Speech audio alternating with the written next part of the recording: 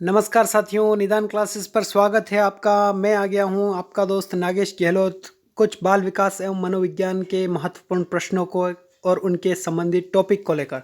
तो आइए आज हम हल करते हैं बाल विकास एवं शिक्षा शास्त्र के विभिन्न पहलू। देखिए, पहला प्रश्न आपके सामने है। एक छात्र इस विश्वास से अध्ययन करने के लिए अभिप्रेरित होता है कि अच्छा ग्रेड उसके या फिर उसकी कक्षा प्रतिनिधि बनने के आवेदन में मदद करेगा। अभिप्रेरणा का मानवतावादी सिद्धांत के अनुसार वह किस आवश्यकता को पूरा कर रहा है, उसको हम मानवतावादी सिद्धांत भी बोल सकते हैं। अभिप्रेरणा का आवश्यकता पदानुक्रम का सिद्धांत भी बोल सकते हैं, जिसको किसने प्रस्तुत किया है? अब्राहम मेस्लो के द्वारा प्रस्तुत किया गया है। तो उसको मानवतावादी सिद्धांत के अनुसार भी बोल सकते हैं, मानवतावादी सिद्धांत भी कहा जाता है और आवश्यकता पदानुक्रम का सिद्धांत भी कहा जाता है। और ये होता किससे संबंधित? तो अभिप्रेरणा से संबंधित एक सिद्धांत है जो अब्राहम मेस्लो के द्वारा प्रस्तुत किया गया। तो वो अपनी किस आवश्यकता को पूरी करने के लिए उसकी किस आवश्यकता है, उसको पूरा करने के लिए क्या बड़ी आवश्यकता है? आत्मविश्लेषण की आवश्यकता है, सामाजिक आवश्यकता है, या फिर क्रियात्मक आवश्यकता? तो देखिए, एक मानवतावादी सिद्धांत के अनुसार वह किस आवश्यकताओं को पूरी करने के लिए, मतलब वो क्या करना चाहता है कि अच्छा ग्रेड और अच्छा मतलब क्यों पढ़ना चाहता है? क्योंकि उसे कक्षा का मॉनिटर बनाया जा रहा है, कक्षा प्रतिनिधि मतलब मॉनिटर बनाया जा रहा है। तो वो उसके प्रति कौन सी आवश्यकता होगी? तो उसकी होगी साथियों बड़ी आवश्यकता। कौन सी आवश्यकता? बड़ी आवश्यकता होगी उसकी, जो स्टीम नीड है उसकी, जो बड़ी आवश्यकता है, उसके कारण वह प्रयास कर रहा है और क्या कर रहा है? प्रतिनिधि बनने के कारण प्रतिनिधि बनाया जाएगा, इस कारण वह अच्छा ग्रेड या अंक प्राप्त कर रहा है। तो उसकी कौन सी आवश्यकता? बड़ी आवश्यकता। और आवश्यकता पदानुक्रम का सिद्धांत किसने दिया? तो अब्राहम मेस्लो के द्वारा आवश्यकता पदानुक्रम का सिद्धांत प्रस्तुत किया गया। दूसरा प्रश्न की तरफ देखते हैं हम कि निम्नलिखित में से कौन सा जीन पियाजे यहाँ पर होगा। जीन पियाजे द्वारा दिए गए सिद्धांत के अधिगम की प्रक्रिया के संबंध में निहित नहीं है। तो यहाँ पर प्रश्न में आपके नहीं है दिया गया है कि कौन सा जीन पियाजे के प्रक्रिया के सिद्धांत में निहित नहीं है। क्या अधिगम दिए गए ज्ञान की निष्क्रिय अस्मिता है? क्या अधिगम निर्माण एक आंतरिक प्रक्रिया है? या फिर अधिगम केवल अवलोकन या अनुभव से उत्पन्न नहीं हो सकता? या फिर यह हो सकता है कि अधिगम की प्रक्रिया केवल परिवर्तन की स्थितियों में समझ में आती है। तो देखिए साथियों, जीन पियाजे ने कहा है कि अधिगम की प्रक्रिया केवल परिवर्तन की परिस्थिति में या फिर स्थिति में समझ में आती है, ये भी कहा है। और अधिगम निर्माण एक आंतरिक प्रक्रिया है, ये भी जीन पियाजे द्वारा कहा गया है। परंतु उनके द्वारा ये नहीं कहा गया कि अधिगम एक दिए गए ज्ञान की निष्क्रिय अस्मिता है। बिल्कुल नहीं, उनके द्वारा कहा गया है कि अधिगम एक सक्रिय अस्मिता है। किसके दिए गए ज्ञान की सक्रिय अस्मिता है। सक्रियता पर उन्होंने विशेष बल दिया है, परंतु निष्क्रियता पर बल नहीं दिया गया।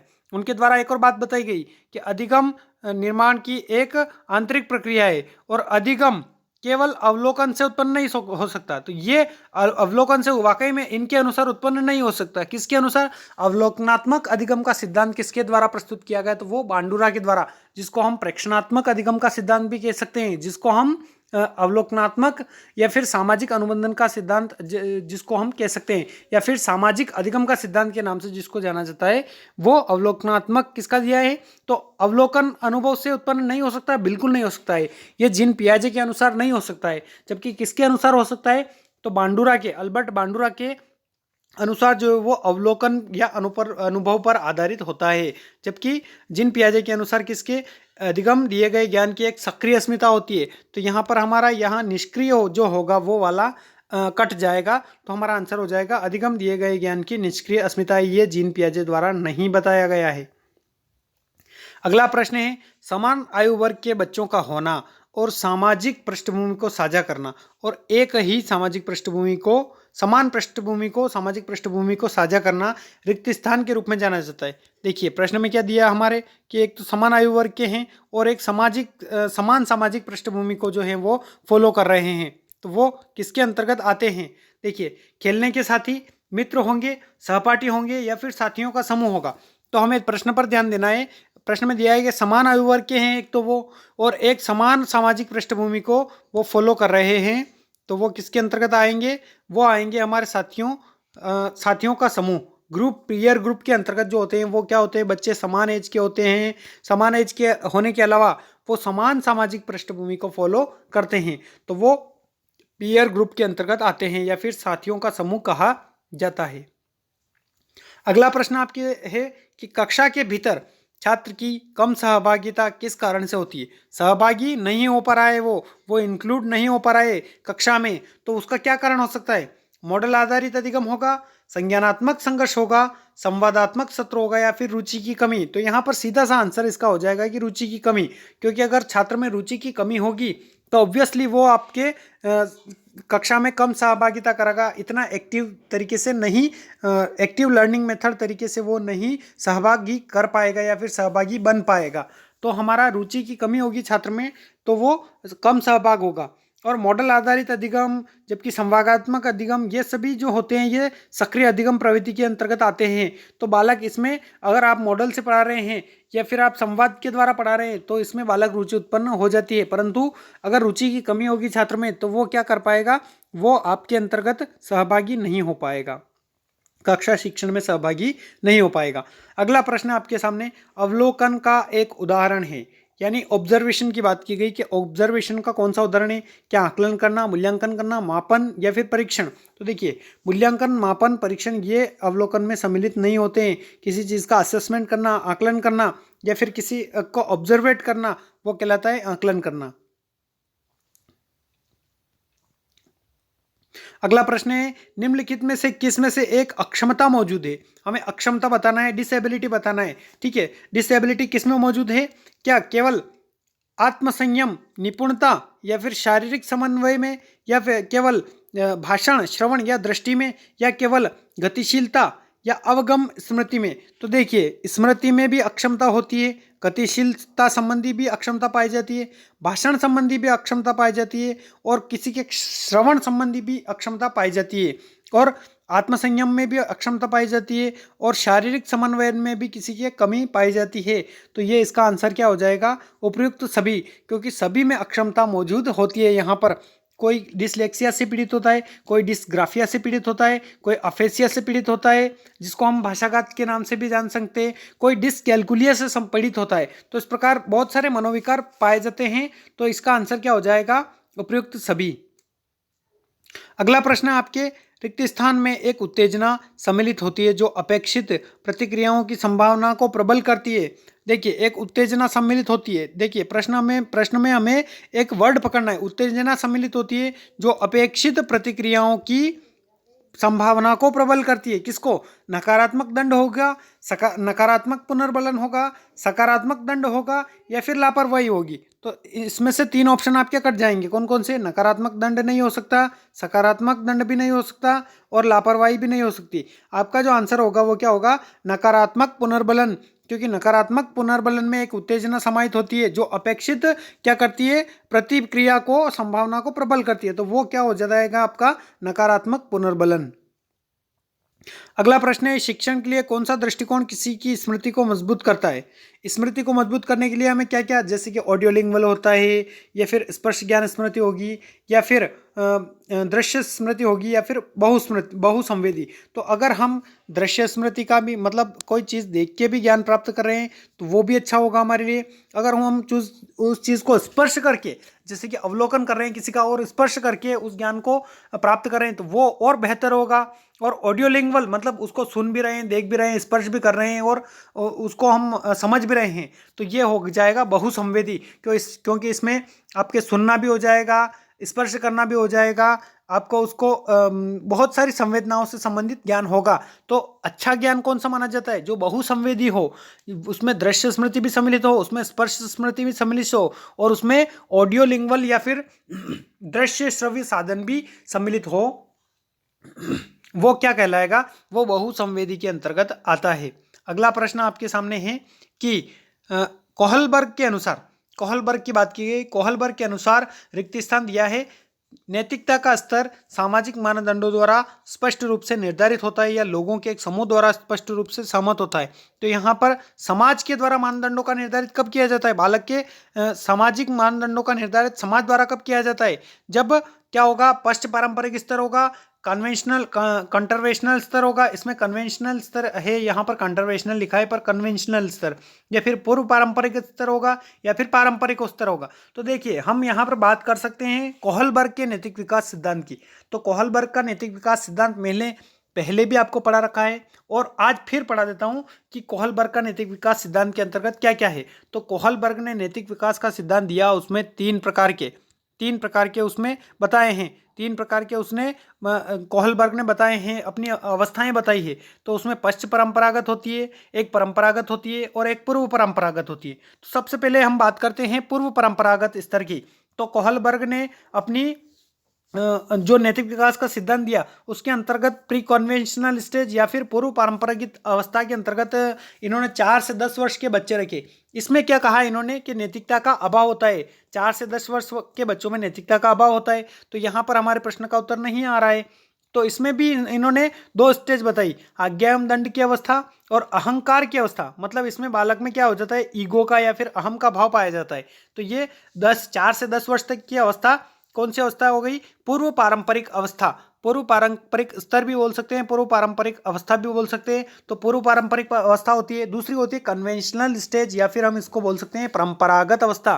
देखिए यहाँ पर आपके दिया होगा कन्वेंशनल स्टेज, तो ये कन्वेंशनल स्तर होता है या फिर परंपरागत स्तर होता है। इसकी अवस्था को भी 2 अवस्थाओं में बांटा है। एक तो होती है प्रशंसा की अवस्था, मतलब क्या होता है कन्वेंशनल स्टेज में कि मतलब पूरे तरीके से नैतिक हो जाता है बालक, समाज, धर्म, राष्ट्र, संस्कृति, मतलब इनके ऊपर नैतिक मूल्यों की बात करता है बालक। तो ये समाज की सिखाई द्वारा बात होती है, मतलब समाज सिखाता है इसको। तो किस अवस्था में, 10 से 13 वर्ष का अवस्था का बालक जो होता है वो कन्वेंशनल स्टेज के अंतर्गत आता है। इसमें भी 2 अवस्थाएं बांटी हैं, कौन कौन सी, प्रशंसा की अवस्था, मतलब अच्छा लड़का अच्छी लड़की की जो अवस्था होती है वो प्रशंसा की अवस्था, वो कन्वेंशनल स्टेज का पहला भाग है। दूसरा भाग अगर हम देखें तो सामाजिक व्यवस्था के प्रति सम्मान की व्यवस्था, जो हमारा आंसर होगा, समाज के प्रति सम्मान की अवस्था कब प्रदर्शित करता है बालक, तो वो करता है कन्वेंशनल स्तर में। मतलब नैतिक जो होता है बच्चा वो कब होता है, वो पारंपरिक स्तर में होता है। और तीसरा जो स्तर बताया है किसने, कोहलबर्ग ने, वो बताया है पोस्ट कन्वेंशनल स्टेज या फिर उत्तर पारंपरिक अवस्था के नाम से भी हम जान सकते हैं। तो इसमें किशोरावस्था के अंतर्गत आते हैं। किशोर बालक जो होते हैं वो किसके अंतर्गत, पश्चिम परंपरागत के अंतर्गत आते हैं या फिर उत्तर परंपरागत के अंतर्गत आते हैं, या फिर हम इसको पोस्ट कन्वेंशनल भी कह सकते हैं। तो ये 10 से कितनी 13 वर्ष के बाद की, 13 वर्ष के बाद की या फिर किशोरावस्था की जो अवस्था होती है वो पोस्ट कन्वेंशनल के अंतर्गत आती है। इसमें भी पहला है सामाजिक समझौते की अवस्था, मतलब बालक को कई परिस्थितियों में क्या करना पड़ता है, समाज से समझौता करना पड़ता है।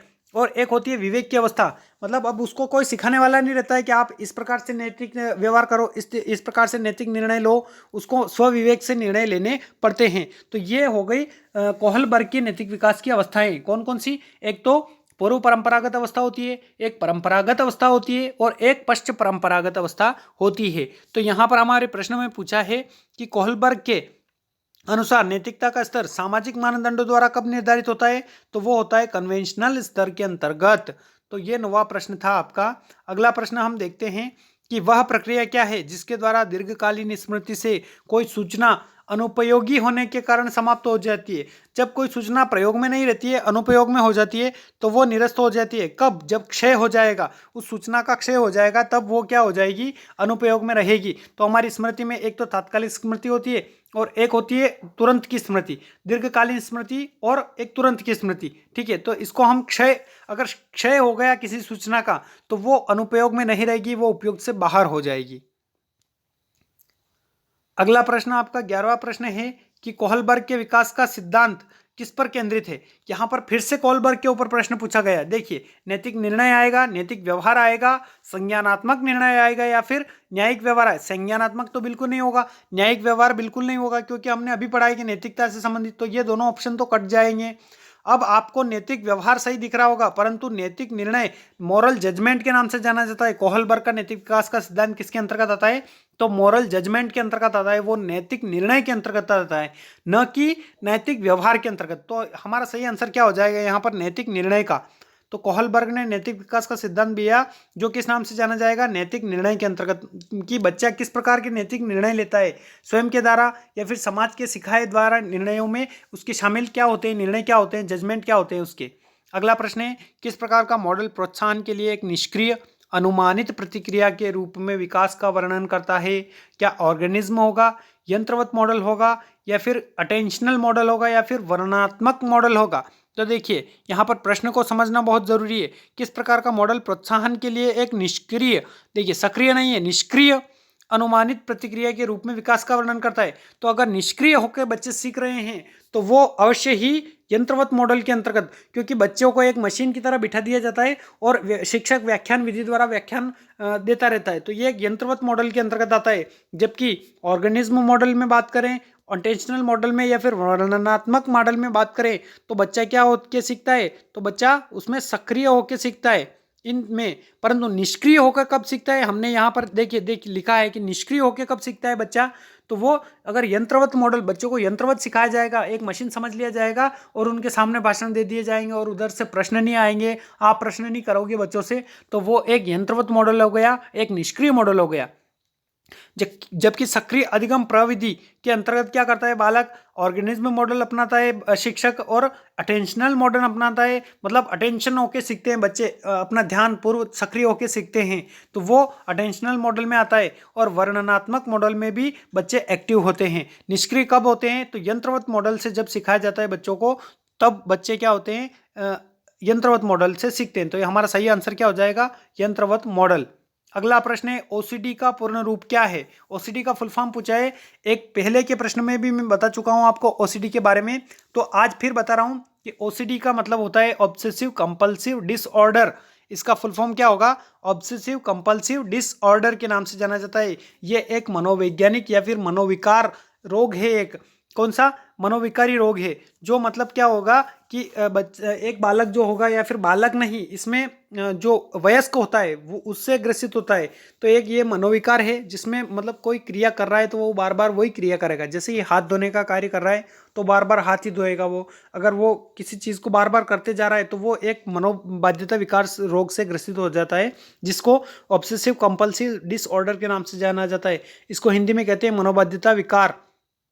तो इसके कारण कोई भी वयस्क व्यक्ति होता है वो क्या करता है कि बार बार एक चीज़ करे जा रहा है, उसके मन में मतलब डर बैठ जाता है, खौफ बैठ जाता है उसके मन में, तो वो किसी चीज़ को सोचता रहता है, बार बार सोचता रहता है, तो उसके मन में एक मनोविकार उत्पन्न हो जाता है, जिसको हम ओसीडी के नाम से जानते हैं, जिसका फुल फॉर्म क्या होगा, ऑब्सेसिव कंपल्सिव डिसऑर्डर के नाम से इसको जाना जाएगा। 14वां प्रश्न देखते हैं, बाल विकास के सिद्धांत वर्णित करते हैं कि बच्चे कैसे बढ़ते हैं और बदलते हैं, बच्चे स्कूलों में कैसा व्यवहार करते हैं, या फिर बच्चे कैसे शिक्षित होते हैं। अगला है, बच्चे परिस्थितियों में कैसे प्रतिक्रिया देते हैं। तो बाल विकास का सिद्धांत क्या वर्णित करता है, बाल विकास के अंतर्गत बच्चे की वृद्धि कैसे होती है, बच्चे कैसे बढ़ते हैं, बच्चे का विकास कैसे होता है, यही तो हम कुछ पढ़ते हैं। और वो कैसे बदलते हैं, उसके संज्ञानात्मक रूप में कैसे बदलते हैं, वो नैतिक जजमेंट कैसे लेते हैं, मतलब मॉरल जजमेंट कैसे लेते हैं, उनका सामाजिक व्यवहार क्या होगा, ये सभी कुछ तो पढ़ते हैं हम। तो वो बच्चे कैसे बढ़ते हैं और कैसे बदलते हैं, ये किस सिद्धांत में वर्णित होगा, तो ये बाल विकास के सिद्धांत में वर्णित होता है। तो आई होप कि सब आपको समझ में आ रहा होगा अच्छे से। अगला प्रश्न है आपका 15वां, किस प्रसिद्ध मनोवैज्ञानिक ने पहली बार चिंपांजी पर अपने किए गए अध्ययन से अंतर्दृष्टि अधिगम के सिद्धांत थ्योरी ऑफ इनसाइट लर्निंग को प्रतिपादित किया? तो देखिए साथियों, हम बात कर रहे हैं कोहलर की। कोहलबर्ग ने तो नैतिक विकास का सिद्धांत दिया, परंतु कोहलर की, वोल्फगंग कोहलर ने किसका पर प्रयोग किया था, तो चिंपांजी पर। चिंपांजी पर प्रयोग करने वाले कौन थे, तो वोल्फगंग कोहलर थे। यहाँ पर सीधा सा आंसर हो जाएगा, थ्योरी ऑफ इनसाइट लर्निंग या फिर सूझ या अंतर्दृष्टि का सिद्धांत किसने प्रस्तुत किया, तो वो किया है वोल्फगंग कोहलर के द्वारा। कोहलर ने एक अमेरिका का द्वीप था कैनरी नामक द्वीप, उस पर जाकर एक चिंपैंजी पर प्रयोग किया था। उसने केले लटकाए, फिर उसके हाथ में एक बॉक्स दिया उसके पास, तो उसके अंतर्दृष्टि या फिर सूझ का विकास हुआ। तो सूझ का सिद्धांत किसके द्वारा, वोल्फगंग कोहलर के द्वारा प्रस्तुत किया गया। एडवर्ड ली थॉर्नडाइक की बात करें तो थॉर्नडाइक ने कौन सा सिद्धांत दिया, सीखने के नियम बताए इन्होंने, अभ्यास का नियम, तत्परता का नियम, संतोष असंतोष का नियम, तो 3 मुख्य नियम दिए और 5 गौण नियम एडवर्ड ली थॉर्नडाइक के द्वारा प्रस्तुत किए गए। जीन पियाजे ने किस पर प्रयोग किया था, जीन पियाजे ने अपने स्वयं के बच्चे पर प्रयोग किया। जीन पियाजे ने अपने स्वयं के बच्चे पर प्रयोग किया, ठीक है। स्वयं के एक बच्चा था और दो उनकी पुत्रियां थी, ठीक है। तो उस प्रकार से उन्होंने अपना प्रयोग किया। और इवान पेट्रोविच पावलोव ने किस पर प्रयोग किया? तो इवान ने कुत्ते पर प्रयोग किया, थॉर्नडाइक ने बिल्ली पर प्रयोग किया, कोहलर ने चिंपांजी पर प्रयोग किया, जीन पियाजे ने स्वयं के बच्चे पर प्रयोग किया, जबकि पावलोव ने कुत्ते पर प्रयोग किया। तो ये सब चीज़ें आपके लिए जानना जरूरी है। स्किनर ने सक्रिय अधिगम प्रविधि अपनी जो स्किनर का प्रयोग था, कौन सा स्किनर का प्रयोग था, उसके अंतर्गत स्किनर ने अपने किसके चूहे पर प्रयोग किए थे। और कबूतर पर प्रयोग की पूछे तो कबूतर का प्रयोग किसने किया? कबूतर पर प्रयोग करने वाले कौन थे? तो कबूतर पर प्रयोग करने वाले वॉटसन थे। तो स्किनर का क्रिया प्रसूत अनुबंधन का सिद्धांत में नाम बोल रहा था उसका, क्रिया प्रसूत अनुबंधन का सिद्धांत। तो ये क्रिया प्रसूत अनुबंधन का सिद्धांत के अंतर्गत उन्होंने चूहे पर प्रयोग किया। और मैंने बताया वॉटसन ने किस पर प्रयोग किया? तो कबूतर पर प्रयोग किए थे। तो ये विभिन्न मनोवैज्ञानिकों द्वारा किए गए प्रयोग थे। अगर वीडियो अच्छा लगा हो तो अपने साथियों को शेयर कीजिएगा और चैनल पे नए हो तो प्लीज़ सब्सक्राइब कीजिएगा। Thanks for watching.